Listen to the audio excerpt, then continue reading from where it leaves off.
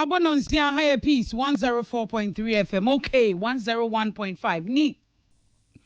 100.9 FM. Your worship house, Abeka Junction, Accra. Your Kokumasia. Hello 101.5. Adeshema Yamamunina Aju.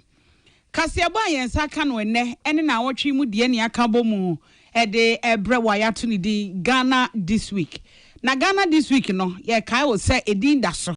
Eno eye 74 Ghana this week ene de ebre wo ene memneda anwumre. Na ensem no ene de no de edi akotene bi ne se wenchi manhene ena wode ato Ghana Standards Authority anim say womo ene nananom nkambom na womo nye hwehwemu say standard no kodwa so a yesusu bibia wia na ewia nkrofo edimpanimfo ema wonmani emra ho se de be ya nokuredi ebetimi akoso Ghana Health Service mpanimfo de atudwa se mojabruso yare no ekosoro pa wa bibremu a Ghana edi mu akotinti obesere se kwan ya faso na yebo ye mbra no yanwene ho biem asante asaman hene enwode afutuo ma say ye mamemo ano ye ntwemen wo mo ye ma wo mo so ntwemen yen sade ye be ya be ma wo mo ntete pa panyini bi na akasa de atudwa say ye syndicators ni koyie sikasema ye de ne aban hwei wo mbie enwuma ne mo na Ghana mo bi na wonya enwuma nyono omunya bibimfo na brabo enye we ni nsama hodo a ye de bramo wo enekase bonim na afei ye de 74 Ghana this week no ebetwa muso enwumaku ya da Roma yemfa aseda ema 74 ene so ya sene sensem bi etodwa na watchum de tie ne yensi ne koso na yensan kaka ya ho na emu manwumre idie aseda bo ba bia na eye this way chocolate drink ne ohia no eno a ene unsu ohie special isuja so special range of drinks best point best assurance you to nchine ka ho bi wo mo ene bu yechidom na kenkanfo eye me Sadat Mohammed Mene akosia sapon afi ye ransom ni mu a na manhene a wo wenchi ono ewo bono mantam ni mu osagefo ampem anye amoampon tabrako a otoso miensa eno de to Ghana Standards Authority anim se wo betre wo mu ada ekwa wo mu ku odwa so no wo mu miemu pa na ngrofo ni nokre emfa ma customers na won mo beta de no yenim ne ekoso na nsen Ghana Standards Authority ani bre wo mo kohwe bi ti se empa form ya ye da so yi ye nyina ye hunu se wura pa ne rubber ye da so no nyansam ketwa eno achi ade ba kwa na na ka kire wo mo no ene se ye ukodwa so a yetumi ede yesemagiri rubber mulu ene konko ene sa nnoma ni nyina yenim se enkrofo bu ye fa so papa magiri konko ese omutimi boto no na ekom nti osade ne huma abeka sa ayema oboa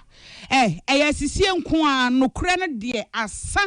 wodwa so enti osagefo ampemanye ka kire Ghana Standards Authority se omomo mani nko ho na ono ankasa no oye adwuma ewo Ghana Standards Authority dwumadia na ekoso a wode adesrede yi etu dwa no eye tachiman eye bunu East Mantam no wonum ahinkuro no na okotena mu se dwentenani ema afimpinu ne aduonu ensia ewiase nyina da wode ase wo hwe ewiemu ene se de sitie de friend World Metrology Day no ena wo kokosi anamu otenamu adwamu ka se wo hwe enhyehyeye ene nneoma ekoso odwa so a na esefata se wo mo ne nananom ene wo no anim de titiriw ne mantamu no wo mo no betena se na wo mo ahyehye wo mo a na betimi abeba amane akyerɛkyerɛ mu ne ekoso ene nokra nkrofo ani wo nneoma a yeton ho ema osagefo ede nsɛm etu dwa Penny for Mesremo, my uncle Raging Biaso, Nayama, Ghana, my Ehu Jumadi, and then Broma Yadam somebody Jumadi, and then Yahoo metrology. Kakamas say, Moamuni, Yapatamuhaway, DD or Wampa, Ayokrio, the teacher cash you. To Mesremo, Moman Cananum, million penny for Tashimawa, Sakamunya various traditional councils now and our regional houses of chiefs. The teacher cash Bomana, Bono East, Bono region Ahafo. Namomi and Kamu, Senabea Cash, Western say, I bring Pino, Yapapa. do cashew no wa so mo do wia na obi abeto na ketwa bi wa ha e free wenchi techima e ko no e bedu nkran na price na kosoro mo say skills yi cashew dey no be boy pa na mo se mo kena abrepi no ye mpanyifo be call rounds na check say dey ya calibrate no eno ano mo use no man position we sense me ma me ni menu anu papa mo cashew ni didi wa ho ene ya ti ye eye manhene a wo wenchi bono mantam ni mu osagefo ampem anye amwampom tebrako a otoso miensa na eno achi ena mantam eye bono east mantam no soafo onunyamfo Francis Owusu entwi ono so ede ne nsem tu dwase se ekoba se ya na ni nyina abegina gidie so eno nti na ban ede 24-hour economy no eba beboa ama se yehwe Ghana industrial growth no a eno no eye ni so ade mu na esi aban ni so eno so bekoye. The government 24-hour economic initiative seeks to transform Ghana into a productive and competitive economy through industrial growth, value addition, export expansion, and job creation. This vision cannot be achieved without strong systems of standards, quality assurance, calibration, testing, verification, and accurate measurement. Metrology is therefore a critical driver of 24-hour economic policy. Government wants to ensure efficiency, competitiveness, and investor confidence. It is refreshing to know that in 2025, the Ministry of Trade, Industry, and Agribusiness, in collaboration with the Ghana Standard Authority, commissioned 311 inspectors to enforce standards nationwide. Ene ayati ye eye Bono East mantam no so afo ni monyamfo Francis Owusu entwi na eno achi na board chairman Ghana Standards Authority Ora Hudu Muktari ono so ede to just say World Metrology Day we eni ne edi kan kra wo maye free headquarters wo e won kran mantam ha wo mo de ato anananom ne adehia wo no motachiman e kwa akodi sa ada no na we kire say wo mo ho hia na enoma mo ye no so eye ade bia hia aban no enu nti e na watu anamon a etiseyi. It is a call to action for every market woman, every manufacturer, every public official, and every citizen who expects fairness. Metrology may sound like a word reserved for scientists and laboratories, but its impact is felt the moment you fill your car with fuel, buy a kilo of grain, or purchase a bag of cement. We enable fair trade. We give policymakers the reliable data they need to make decisions that affect millions of lives. Whether it is setting food safety standards, regulating industrial equipment, or ensuring that a government contract delivers what was promised. Ene ayati ye eye board chairman Ghana Standards Authority Ora Hudu Muktari ena yete se wakasanom yense njoni nana kojo edu ewo techiman Bono East no de ensem yi ebreye Chira for penina wo yadwuma ewo Kwame Nkrumah University of Science and Technology Department of Religious Studies ene Reverend Dr. Kwabena Opuni Frimpong openyini na akasa dia tudwa so oman bia o mabudu doso na omududo ni nyina achie no emududo na nso nya adwuma anye no oman no odachi enyina yie na wode sanse na tudwa wa bra Ramsey Congregation Presbyterian Church of Ghana won fa wa betifi wona fisha de to so wo ha ne aduno wo hye ho fa openyini kopie mu ase na sanse mo de tudwa wo se na nse won ka bi hyemu na betu odwa sanse ya bre bi atwem Ghana ye ne IMF ko animo no bibi nti esika sima ko yi nti Ghana tinto ntane IMF atonkwanta pai yen fa nso ton chen penifo kan bi wom economic indicators wo chem se ekoyi pa inflation above from policy rate at the form na che se Ghana yen sika sem no enya na mpa agina so na so nyina achi na se Ghana de se ne wo hu no wo mbotom ene won dada city ne mo ne kamya kwa che de kente akonsuo no emfa so obi amaso opanyini kasa na de ato aban ne penifo kan bi wo manim se ne wo ka asem na de a kire Ghana fo se sika sem na yeye ne de ene ne wo be sere so mfa hyehyɛ pongu apono so obetumi aboa na wo de abo nyuma na Ghana mobunu de no na wo nya nyuma nya no benya bibi na watumi ede wona brabo aye Reverend Dr. Kwabena Opuni Frimpong sa kire mu biem se empempi no se wo mobunu dos na wo mobunu do na nya adwuma nya ene anhwa na wo man no wodaache ene wo mammo hu nsempo no hyeda nyina ye nyina ka hu bi na negalam sei ye ntimi nto ase yi IMF ayeti kosha se yempenifo ya yentoto ya ma nhyehyɛ no eba na wieye nia yesre ene se yehu nsankyerɛne bebre eduru bia na fu ebo kɔfom petrol na sa pagya na kɔfom dollar eni ade na egira nsankyerɛne kakra bi etimi ba eye nsankyerɛne papa ema omeyi yesre ne se obi amfa ne ho enyim na yemwa ne nsɛm a yɛtete IMF yefi waba dollar ne ade no na yɛsɛ ɔman panifo no so sɛ yɛka sɛ ɔman no ɛyɛ yie a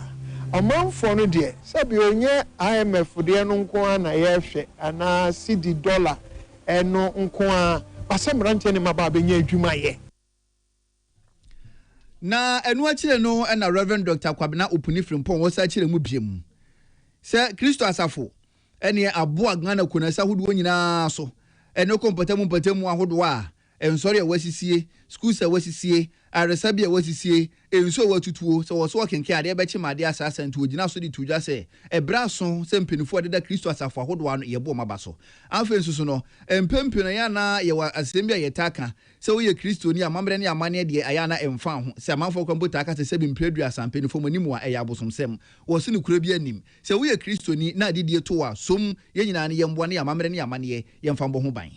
asori timi di niema bebre toto missionaries asori am ejire mu aye ka say ya de ato ramsia na ese na kwaku adofo no nso asori no yiri ye ho na ehye na ni enim na no na yesre ese asafo no enso enhyem kurai ni anananom ayaboa na yekoya nim mpo asomdwe ewa asori ne nananom ntem no yenhwe ni akoso dada no na emmoaye Ania Echwagoi aye Reverend Dr. Kwabena Opuni Frimpong. Wa chechire fo panini ewo Kwame Nkrumah University of Science and Technology Department of Religious Studies. Na enu achire no na so fo panina Ramsey congregation wadano Reverend Emmanuel Obo. Enso ka se biem no wade atudwa se efiri se asafo no ebeyi niti ewo aboyamantemu no mabuo mpuntuo papa ene wo so wo ka de ebeche made asasa na ebe mfinhia wo ha ene aduonum de o maye bi enti yembo na baso 150 years the Mfiekotwa now history numa since 1876 the decline nyamia sema atre sa Ramsey congregation Mfie bibiri ya Ramsey abaha kem so first year for no unya the second year no unya kakraka ho e kofi mbe 3 years kakra bi na wanya since as I speak to you now Ramsey we see equal base 1,450 yako 1,500 intino assembly university yedi ni keke na mebo June 14 ebe clama enia Echwagoi aye Reverend Emmanuel Obo openyini ene sofu openyini a asafo ewo abetifia Parliamentary Ramsey Congregation Presbyterian Church of Ghana wadano ena odisa ensemu yi atuja na asante asaman ehene wono na ye deputy director ema Pentecost Men's Ministry Elder Berima Champon Sapon a otoso mienu ena ode a ensem ato awofo anim se titu ne awofo a wonom eye emema se omo emmen wonom ma memo no womo ma memo ano se won amen womo munya ntete papa ane se oba ne bema etete eba da bia ya na mpanifo no omuka omse oba tete oba na bema tete bema se ekoba se wo bema no wa men wo ba abemu no a osei afa obehu na subamboni bi ani kwansa wo ben ho kra no na wa ben ho na woye se wo owofo no wa men oba no a eno na Berima Sapon ede atudwa Abra International Day of Boy Child wonum eye enkaedum ewo asori no na chese womu schools no outreach ministry no na womu eye wo Church of Pentecost wo frɛ no ana wo to nsa frɛ no no san eye panyini ewo ho no na esefata se wo de afutuo ema awofo nyina se wo mama emu an womu ani enko wo ho so oni bi se won nye ready so obeye ja enko I want to use this medium to call all men as we celebrate today. Let's identify one boy. You don't need two, just one boy. Get closer to the boy, find out about how the boy is doing. Let's dedicate some time for them and let's lead them. The boys are looking for mentors, men who have gone through the road, who have failed and who have risen, men who really know what can help the next generation to lead a better life. So because the boys are not getting fathers available to talk to them, they have resorted to the social media. You know, the social media has both the benefit and the ills. But unfortunately, most of them have become, let's say, addicted to the negative side. And Asante Asamahene, Ono Deputy Director, Pentecost Men's Ministry, Elder Berima Echampon Sapon, Tosu Mienu, na Vice Chancellor Oda Pentecost University ano, Apostle Professor Kobina Onyina Kodia, and ono so de efutuo ema memoano wo suban enamfo omofa eni sua wo musua na wo ka kire omo se wo momomani enko wo mesua. On the matter of what the state should be doing, I just want to focus on maybe 3 dimensions, especially on education. We should be very intentional about the kind of education we are providing. To my colleague teachers, I want to appeal to you. You are the mentors of these boys. Show great passion and love towards them. Let them become your own blood, your own children. Teach them good virtues. Cause them to be people of integrity, cause them to be people of respect, discipline, and show clear love, because if you do that, they will translate it to the families. Another thing we need to be looking at from the educational perspective, I know it is a great border anytime we mention social media, because the understanding is that it's a distraction, but please, maybe we can change the narrative into forcing young people to become developers of technology instead of users of technology. Ene Vice Chancellor Oda Pentecost University ano Apostle Professor Kobina Onyina Kodia yete so kasano na National Coordinator ma Schools Outreach Ministry Osofo Frank Mensa Tando ono so echeche dientia Church of Pentecost ankasa wonum efa dwumedie se to won so. Currently in Ghana, when you look at the statistics, the BEC exams that were written quite recently, we are having more girls coming to write exam than boys. And then as we have it also, we are having more girls writing the examination than boys. So we realize that the focus and the campaign has been effective. What we are saying is that we don't want you to throttle down on the effectiveness of this campaign, but what we want you also to pay equal attention to the boy child. And this is where we as a church must be the eye of the society to bring attention to stakeholders in this regard. And so by God's grace, this is the second insertion. Last year by God's grace, we partnered with the Men's Ministry and Ghana Education Service in order to bring attention to stakeholders so that in our policy making, we also are able to draw attention to the boys. National Coordinator Oda Schools Outreach Ministry Osofo Frank Mensa Tando ena yete so kasano odihunufo Jackson ono ye century odi nsem yi ebreyen ewiase nyina ye ne safe bia mu no yenyi da kromfansi hono na mujabroso yare ye mfa hye hofa afin so de na baso ma ga ne hye hofa bi na akopie mu ewa santimantem ubodwa kese pa ada ponde odi hye hofa na dwumade ase na kwanche fo hwapomde ho nsem kan so wa santimantem mu Dr. Fred Adomako Boati wakasa wase. Ne kasem na wo chem se bra so se bra no. Ye de kasa kire futuo. Ye ma ye na ase ye ntietia apomde hwehwemu fa me kwa ye mfa ye hu nhyem. Na afensu ye nhwe hu ne se bra no ne ye bebo awura yaresa bia ben ye mu. Ye beko ne akwakohwe ye apomde ho onsenkaye mu. Opanyin kasem na wo tirim se mojabro so yare no yare ase wanhwe ye ne bi besia ne nemo aboboa no a ene wanhwe a ebeku nhyew. Na mojaboso yare no sukura no mpempio na de yare ahodo ne nam enjoy yare stroke nie wakoma ebetima gie adwuma ye prekope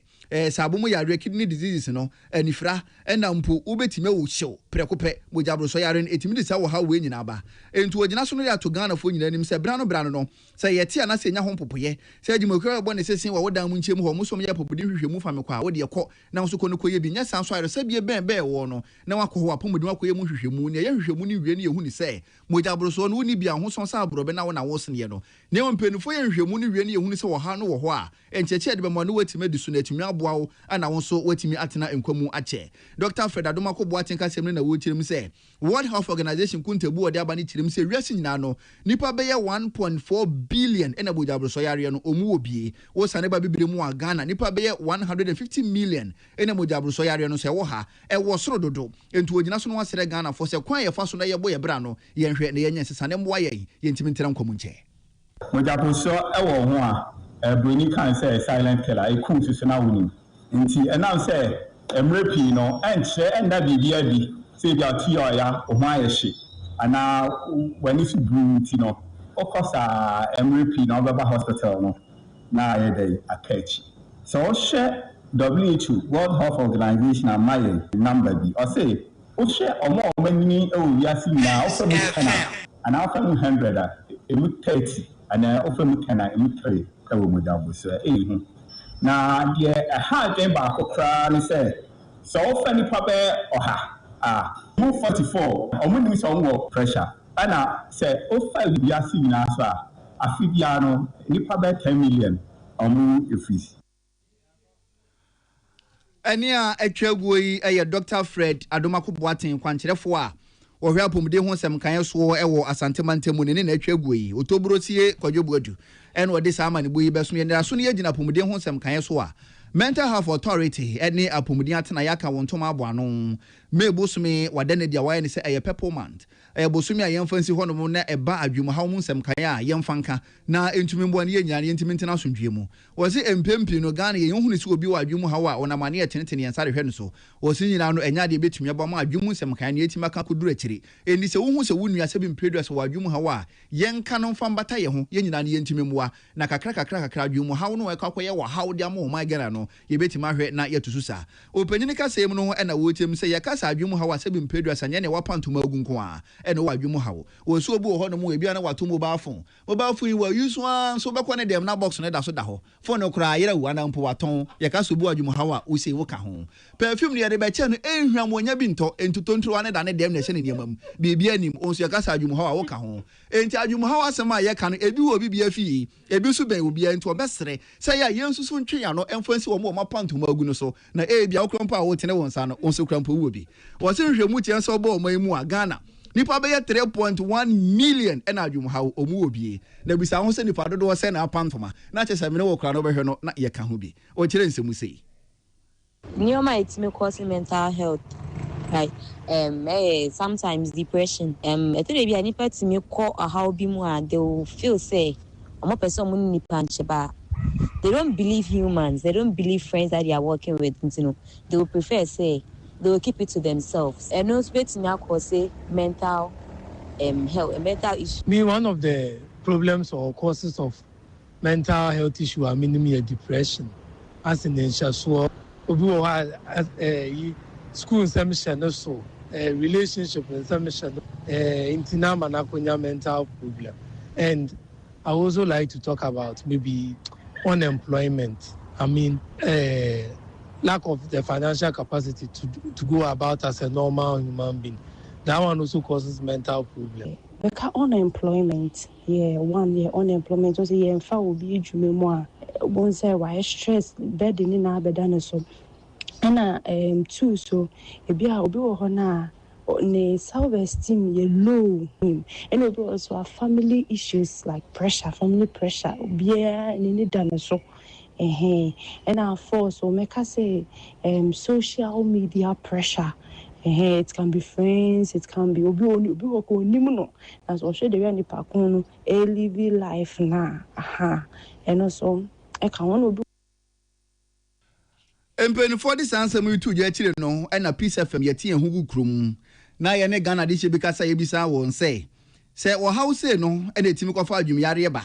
ebi krampa na wota da suni ban adi pa na emom wunnim se ebia edien sa na osusu se ebetimi akwafa adwum hawa ba na amanfo bi ne ye kasa ya wo chireche samu nsemu yi mu ebi krampa chire mi se bi ho wo adwuma wachi na adwuma no wonya bi obehwere na kyese depression na ache no na ne suban ye basa nyina no timi kwafa adwum hawo ne bi eba enti Ghana fo bi ne no mo kasa ya sansemi wode etudwa Erika Day na sama no boyi wode ebesomo yai abusia yanye yahome kakra bi na fe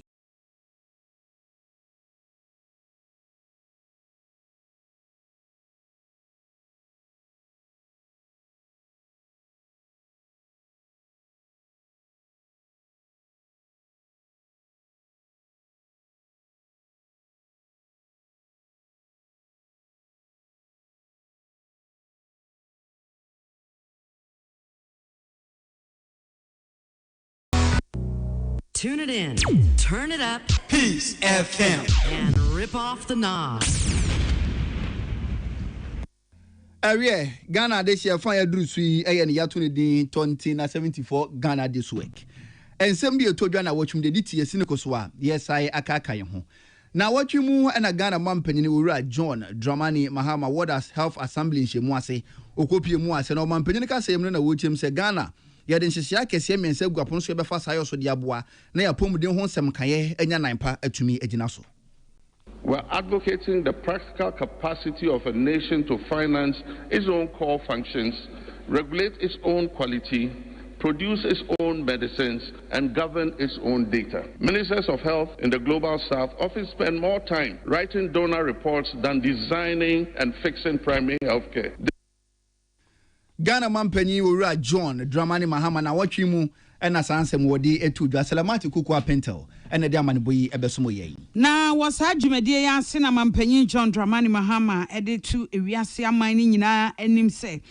yade no eye ni na pandemic na aba eti dachi bia ni akire se bi ba eye hianka bomu ni etimi akom.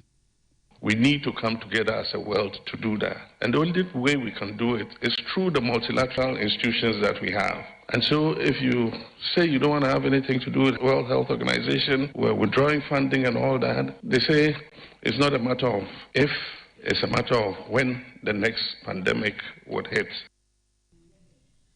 Ene ayati ye Mampanyin John Dramani Mahama, ye sentroni Salamat Kuku Pentel, and odin semi baye. Basis aban akra edi afiramu no ne emu oha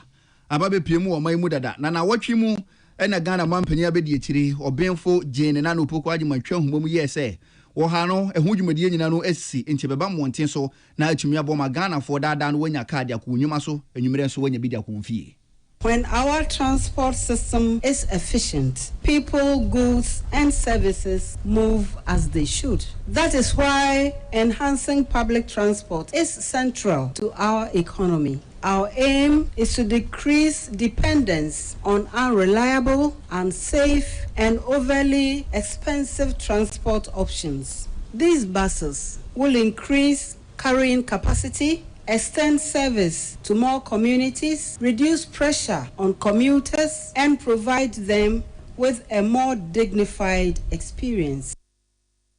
Ghana Mampany abedi etire obenfo Nana Jane Opoku Ajimayenra ena sanse modi etu dwa Patricia Sefafisha ne dia manipoyi ebesomo yen. Na wotwe mu a enkwa akiri bia na Right Honorable Alban Sumana Kingsford Bagbin.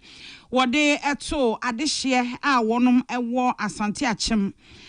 Kacha so mumra hye bedwani o eye onmunyafo hene Kwame Frimpong a wo detention e wo The Hague no munka makomanto o yem na aban no ye ni obetumi bia aban no ene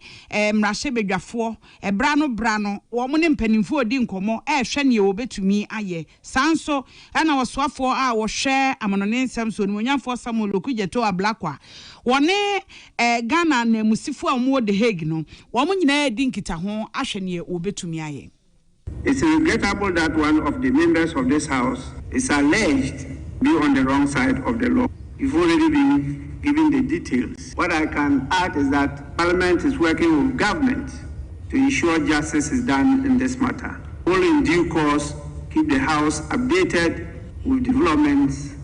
in the matter. Meanwhile, permit me on your behalf to convey the empathy of the House, members of his family, and his constituents for this unfortunate development. Ayati ye Speaker of Parliament, Right Honorable Alban Sumana Kingsford Bagbin. Ena yeti so kasan. Na watwe mu ana panyina wo him Franka de ama wosona manyuku NPP. Dr. Alhaji Mahmoud Bomi abo ana kokopie mu e wo mrahye bedwefie na dom kuma ne ma ena no mu edi ehia. na dogo ka se me na wo chem se free MPP ko opposition no akwa se kurani ba adampo jankaba no MPP ho aye mobo na ekame akwa se mrasibedwafo no munkrompo na ene omukura MPP mu MPP nya ahoden kakra na wokoso a obo mabaso. The last 17 months, when all has been said and done, you have been the last line of defense and glimmer of hope for the Ghanaian. You have stood and defended our nation and party, everyone's admiration, earning you the accolade, the mighty minority. Dr. Alhaji Mahmoud Baumiana Wachimu, Wadisa and Samui Etuja, William Gentu, and a pious Baidu Bans in a Diamadipui, Ebesumoyen. Na wachiemu esadie na Sadatik and Dr. Mahmoud Baumia, Asian Penifon, Wakachre, Womse, or Kamana to MPP Chitafuna, Sese, or Kasa, Shawunkita Hu, it said the Usidino a ye, a fe wo Kasa, in Yatem Didier, I was set, who say, Buo, na Fabuo. We will always encourage our supporters to speak responsibly, but responsible speech cannot mean silent opposition. As minority MPs, you must be the constitutional shield for every Ghanaian whose voice is threatened, whether that person belongs to the MPP, CPP, or no party at all. Dr. Mahmoud Bawumia. William Gentu ne Pius Baidu Bansin womo ena din semi brain. Na watwi mu ena pomuden so afo odomanyamfo kwamna minta kando wakasa dia tudwa. Se Ebola yare na unity e wo wiase amadodo na so e ha adwen na Ghana yenke yakomanto yeyem ebi maha. Dear countrymen and women, the Ministry of Health over the past 1 week has issued 2 publications on Ebola. Last week, WHO declared Ebola as a public health emergency of international concern. Ebola is a viral disease spread through direct contact with blood, body fluids, secretions, and contaminated surfaces or material. People experiencing symptoms such as sudden fever, headache, muscle pain, vomiting, diarrhea, or unexplained bleeding should immediately report the nearest health facility. It is important to note that no cases have been recorded in West Africa, including our dear country, Ghana. Odomanyamfo kwamna minta kando apomuden so afo na watwi mu ena sansemu yi wodi tudwa. Na watwi mu ena Director of Human Resources wo Ministry of Health. Ora Frederick Mense Champon ede tudwa se ane se de aban no wafa nurse for ene midwives no. O mamu ni nyina empem nsia ahanu ene aduanan num 6245 ema no so chirechire mu sei. Financial career has done in 8,000. Instruction was that it's for all health professionals. How tell you my form will fee more at more than 100,000 or multi fee. The current financial career was about 8,000. You actually say far adding. Obia pese unya. Nti sa say intensity na yenya throughout the period no. Yade ayi na yetiase from the beginning it says sa na beba because if nipa etifie no na dodo na yinya na sa na beba. Ene yeti ye Director of Human Resources wo Ministry of Health Ora Frederick Mense Champon ena okasa no. Na watwi mu ena mnasebedwa fie ofio na homgye mu dwumadie esa hyase. Na omdwumadie hyase na panyina woda dom kese na no onunyafo mahama yare ga wokasa chire mu sei Ghana kama mka bi ekuremu baby efiri baby ababedru no efe yenkoso na yensum saa. So Mr. Speaker, I stand before you to celebrate a profound democratic resurrection under the deliberate rights-driven stewardship of the National Democratic Congress NDC administration led by His Excellency President John Dramani Mahama. We have fiercely reclaimed our heritage as a vanguard of free expression in this country. Right Honourable Speaker, our democracy remains a work in progress. Even as we are applauded for doing so well, we seek perfection. Dom Kesiaba no dani onumanyamfo Mahama Ayariga. Na watwi mu no de sansemu yi etudwa Manuel Akwale and William Gentu amanebo enie. Na one assign ede mrahye bedwani owo afia onmunyamfo Isaac Buama Nyako ode atudwa se wohwe yesi ye free IMF yesi kasem gina ye naso nti ye free IMF ama NDC aban kire se an wo mayade nanso so wutia afimunie ena omo etimi yama sikasem aye yese de omo kana enso se okọ fom a omanfo bre papa opanyin echechire mu sei. As at before, expectations of Ghanaians and what they go to Alabama in this Alabama was a turnaround. Every campaign away, not Ghana Fisusu. There's a process and what they made this if there will be a radical shift in terms of employment creation for the youth, economic improvement, changes. Obama will be with the Ghana Ahotaba. But 1.5 years down the line, that is not what we see. Eni ayati ye aye mrashebe genia wo efia onmunyamfo Isaac Buama Nyako ena yete so kasei ora Emmanuel Akoli wone William Gentu na di nsemi baaye Dean order Faculty of Accounting and Finance ano ewo University of Professional Studies Accra UPSA ene ora Isaac Buadi na opanyin na kasa dia tudwa se IMF nhyehyɛ ya Ghana ye ntia ye yetime firi ase no asedebo baby a yema NDC bia MPP so ye nkai wo maybe na aban banko no oni ho to say enyo echo kakra we are be den kakra nti okọ so nko pesika no na yemani otuetue ya bedu point bi na me say ofiso na ban fo so bai wabeto nhye ne so na odi awie nti yemmo ensem na yefa maban ni ensam bogi ma aban ano wo dada. Enia Echegui a Dean of Faculty, Accounting and Finance, or University of Professional Studies Accra, Ura Isaac Bodina, watching Modisa and Semui Etuja. Edom Kumano Bano, Denny Abedi Echre, Ayon Munyamfo Patricia PJ, na obo aban koko, say a Tony Biwa we ye fru, and a Tony Biwa Honsua, or their account home. Nano and watches a media budget ya. Nyame ya adoma enche bia mo de beba betu dwa no wo mo hwe e no man kofa to foforo bia anhye dan fa mehim e wo ekobasa wo manfo ani bebre pa. Should the government must targets or seek to introduce new taxes, the minority will fiercely contest. We will pay particular attention to any attempt to remove remaining subsidies or hike VAT. Eni ayeti ye aye Edom Kumano Bano Denia Bedi Echre Munyamfo Patricia PJ ena na wo kasa no. Na watch mu Public Accounts Committee Trinity afrene park omoko asetena. Na wo so afo da nkrato aso ya no nkitahudi aso ye Communication Ministry ano. Munyamfo Samonate George ekoko pie mu ewo committee yanim.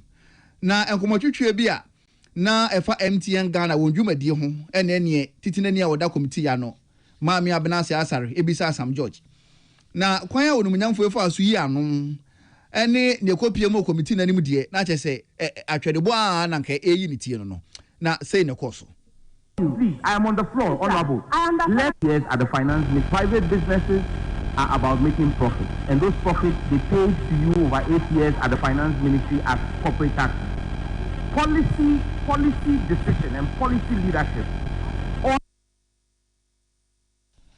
We yankitahudi a na chese ekoso wabra na onumunyafo Sam George wakakopie mu ewo park committee no anim na eno akire no na titinani maame abenase asanso kasa na odi atudwa asem openyini committee no bebepie mu anim ne sebi mpredwasa Ghana adwuma ye de ahya won senti na ne toto wano ye wankase wadwuma nka ni obi ani chemu pe edi so bepie mu committee nam ne ebisa won sem a mesre se ne ye woka no bere ho asenetie. Minister, we are not coming to repeat anything. We said we will let you land. Please, when you come here and we address issues, it is not that we want to talk anybody down. Never. You and I, we go beyond this. We go beyond this. It is not that we want to talk anybody down. But Minister, the situation is serious. And that is all the sentiments I'm trying to carry across. Titinania Public Accounts Committee, PAC, Ekunu Wadawana no. Ena ono so di nsem sei etu djama me abena sei asare na watwe na nsem yi ebedadie na Edom Kumano Bano Denia Bedi Echre eye Onimanyafo Patricia Piaje, one Emrashe Bedwani wo Asqua, and what you say, Doomson was Saba. So, Unyako can ya pe na ye hunu now. Na womunya say, and Crawford extra woman gia no much church omo, no moon omo. Doomson the omokos roba for maba. I was seized by mass heavily armed CID and BNI officers for posting a Facebook image of the president with the caption, Doomso is back. That is what it took to bring the full apparatus of state security to a citizen's door. A lawyer following the case put it plainly, and I quote, "What makes the statement false? Anybody who says Doomso is not back is living in a cuckoo land." Enya no kwa no mo eka ye na o che se dom kuma no enyoma bebre na ekoso wo mamu a esefata se wo mutimi hunu no kura wom na ade bia ebepie mu no wo ma Ghanafo ete na afe wo mo ko ede ma wo mo biti se Asante Achem North Emrashe Bedwani onimonyamfo ohene kwa Mefrempon wa ya che no wo Netherlands afe se wo ko South Africa Ghana de hye titiru a South Africa fo eto sha wo mo so eno so wo ho afe adwadifo ye wo ko Burkina Faso ye kokunkum wo mu Black Stars wo ma bo mo ho se wo mbekọ World Cup no wo se nyoma bi say no wo mo beka no wo mo atimi ahunu ama Ghanafo wo mo agina mu di ama wo mo ne yentieti obi afa ahodie so. Those detained for exercising their right to free speech must be released immediately. 2, the energy minister must appear before this house with a credible Doomso plan. Ene ayati ye Emrashe Bedwani awo Asqua ono an ye deputy minority leader ye onimonyamfo Patricia Apiaje yete se okasa no ora Emmanuel Akoli ene William Gentu omo na de nsemi bre yen kwan bafo abronye buno regional chairman na watwi mu no opanyini ne bofo si behwe no bail ne nsaka bie na empenifo da woso na banyoko NPP ano ne sentrofo die enkomo na wonkasa mu no na wo chem se oboabo wo hono wa choro kata eda kwakoto chief justice ne pono so me chief justice Paul Bafo Boni ne omohwa ne mu nyina ne se is Anna Joseph Yonubana Kunson penine ya wotena kwa Bafo abronye case so no yes yamfa no kwatwiri mu 2 weeks no omo be sere chief justice wo nyini free case no so. The court has granted the bail application subject to some condition that the court. Indeed, we find the conduct of the trial judge as unacceptable, in some extent a misconduct. And it's not something that we are going to just let go. We are filing a petition to the Chief Justice for Justice Num Kuson to be removed from the case of the Republic versus Abronia because we believe that he has taken stand in the case. Chiro for Edema was no amanyuko NPP right just na kodua Frempong and what this answer mu etu ja Philippa Atanga and ede amaneboyi ebesomo ye na Philippa Atanga sign ede ensam we breye say near Court of Appeal womo akọ ama GN Savings and Loans Company Limited no womo license ejifri womo say yensan emfa ma womo yese a 3-member panel and womo tena ase a womo nyina agitu mu ka kire Bank of Ghana say womo ensisa agina ye no. It's a difficult 7 years. We want to thank family. We want to thank all of our employees. We've had some very, very, very loyal, hardworking employees who have stood with us. And definitely we give thanks to the Almighty. Enti court hono abra wonum kansa no na Dr. Pakwesi Indum. Wone sentrofo ekasa ya odi nsemu etu dwa Philippa Atanga eno no. Na GN Savings and Loans Limited umti ayeyi omo license de amu biem no nam so. Na wotwe mutachima South Emrashe Bedwani onumunya format na GMS akosa kasa ho kire mu se. Gina esi akoto na esi na GN Bank de omo license mo no ebitima ha o my Ghana. It's very possible because a nipa 9, a nipa num, and a nipa do near nam. That's a okama bakwa ya kane. Harmless they may also come. But is it that a Boshebia akoso politically near say a fulfill and I say ampire mremuno abandada and more to no perform ye? It's quite difficult. Me for say whatever the implication is, you're careful na anko ha Ghana mind because you're not careful they are affected by this decision. As in the banks can further take steps here at the cabinet mind. Onumnya format na Jemensa Kosa, Ayatachiman South, Mashibejani, Nene, and Echegui. Na Joint Consultative Business Forum, one more ekuo ahodoɔ no waka wɔn ho abomu sɛ wɔnom ɛta Ghana Shippers Authority gyina bia wɔnom asie na Ghana Union of Traders Association GUTA, Food and Beverages Association of Ghana, FABAG, Association of Ghana Industries, AGI, Ghana Institute of Freight Forwarders, GIF, Traders Advocacy Group, TAG, Chamber of Used Cars Dealers Association of Ghana, CADEC, and a Freight Forwarders Association of Ghana. Woman yani ekuahodwana womu HSE. And send be a cost to a port to one shipping lines now, woman free amonone, and I said, woman ye grown, Sika womo ju womono, and non a nam swama Ghana Shippers Authority, at Tabidi womo duomo, aquajina courtois, womo akambo muchesa womani ajipa, na ora Clement Boating, Echlin Musi. Ghana is a sovereign country, and you know, who are Wabakuma, who say Edinburgh, and a year Jumawa, and the Shippers Authority now won't and run among who say, one regulating charges our port one, and the Biaba, not Minister of Council as the pain. So, what you say, what's engagement and also as a Muslim, Namudia Mudia Samana fine, for the cockles, Yana, a fire honor, Yensuno, and Yaki a day, Yabe.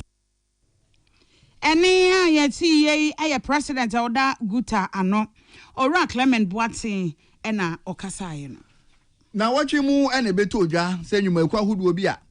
duro na de China for dia na enema woyo enye papa wo mai mattresses ka ho Ghana Standards Authority mpeni fofa to ho so asa shops dudu ye kotutu mu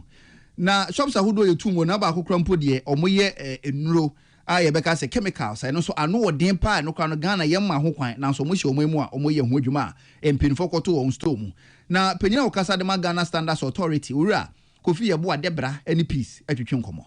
materials a omude ye production no enye material a ye de ye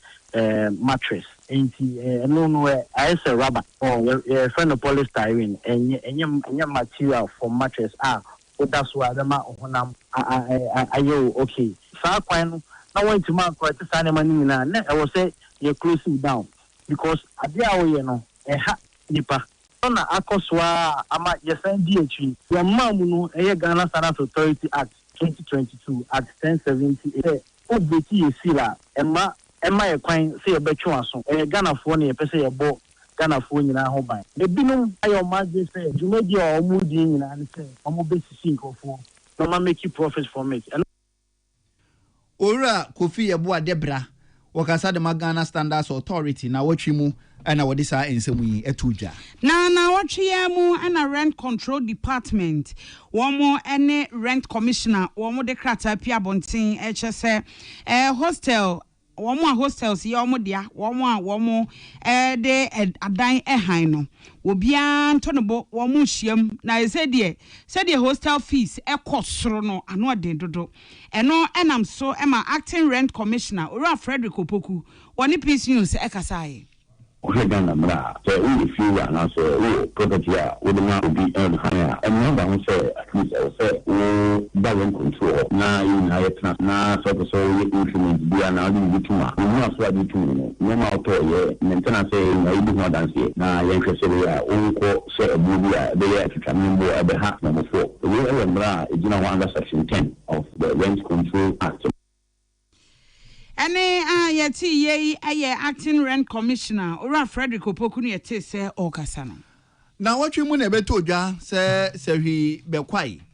ba bia na anwase bekwai mensini mu kwaye bi ye ho no ma ye friend na Fawo Hills Forest Reserve nipa bi ko hye mu a otu fom agudie illegal mining galamse yibi ne no ana wo hene wo se hwi asanwene so woni maburu bi nya ho popoye ene ne woti wo hungu kwaye mu se wokọ na marante na wo hye mu ye sanwa kwa stop wo mu ena na no koye a emabru no omutu foma agudie nam kwampa so ne mum asane atuo e de gu nananom so ene akrachi ba ko e friend Kwame yi 36 wodi ohene na chi baaye no orokọ atuo no kasa na manne wato nananom wonse do na na de ne tie ye wotinkwam na oni peace etwetwe nkomo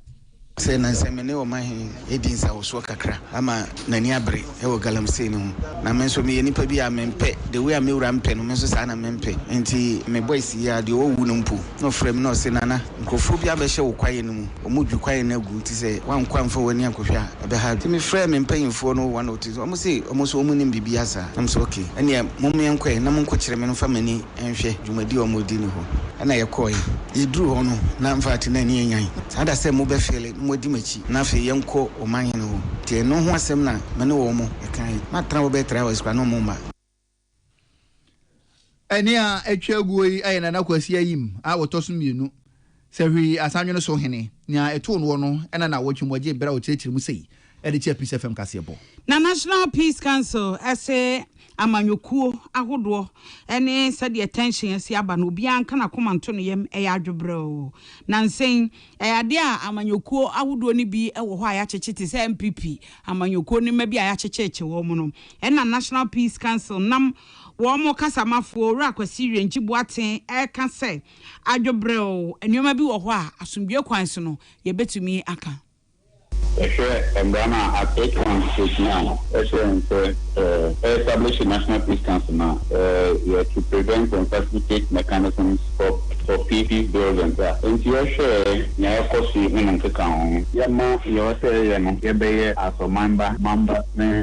Amanyukuni, and Casa, one more Casaninja Casa, now Mumia Casa, Onya Melo, Mao Casan. Ani ayati ye aye opanyin oni amansa di nkita ho Emma Peace Council ora kwasi yirenchi boaten na yete so kasa Esther Usulabi ene de nsam yi ebre yen Office of the Special Prosecutor omoni da koto moje mo pe papa o mu okurum ha no enye fedi akro